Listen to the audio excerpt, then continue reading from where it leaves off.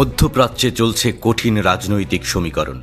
একদিকে ইরানের সাথে আলোচনা করছে যুক্তরাষ্ট্র, দিচ্ছে সমঝোতার বার্তা। অন্যদিকে ইরানের মিত্র হিসেবে পরিচিত ইয়েমেনের হুথি বিদ্রোহীদের লক্ষ্য করে নিয়মিত হামলা চালিয়ে যাচ্ছে তারা। হুথি দমনে তারা নির্বিচারে ইয়েমেনি অঞ্চলগুলোতে বোমা ফেলছে। ভূরাজনৈতিক বিশ্লেষকরা বলছেন, হুথির উপর ধারাবাহিক হামলা চালিয়ে এক ঢিলে দুই পাখি শিকার করছে আমেরিকা।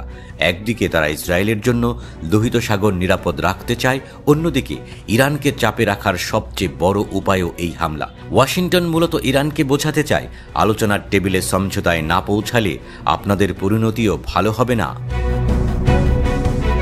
তবে হুথি হার মানতে ও হাল ছাড়তে রাজি নয়।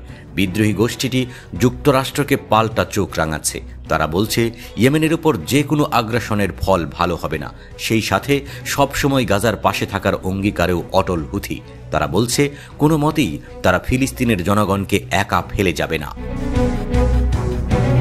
এবার ইয়েমেনে সম্ভাব্য স্থল অভিযান হলে যুক্তরাষ্ট্র ও ইয়েমেনকে জাহান্নাম বানানোর ঘোষণা দিয়েছে হুথি।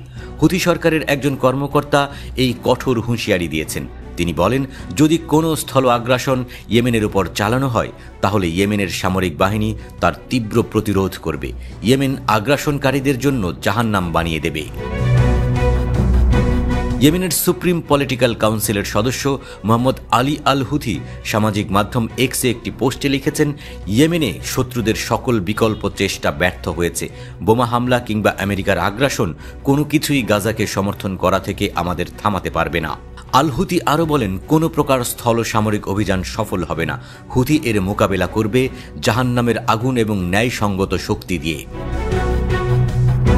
তার দাবি, পরীক্ষিত ইয়েমেনিদের পুনরায় পরীক্ষা করা একটি ভুল হবে।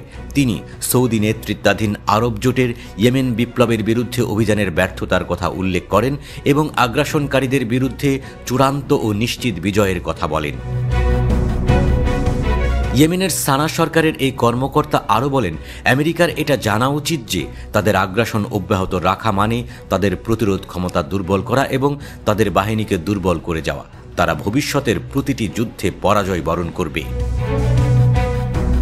গত কয়েক মাস ধরে ইয়েমেনের হুথি বিদ্রোহীরা ইসরায়েলের উপর বেশ কয়েকটি ড্রোন ও ক্ষেপণাস্ত্র হামলা চালিয়েছে।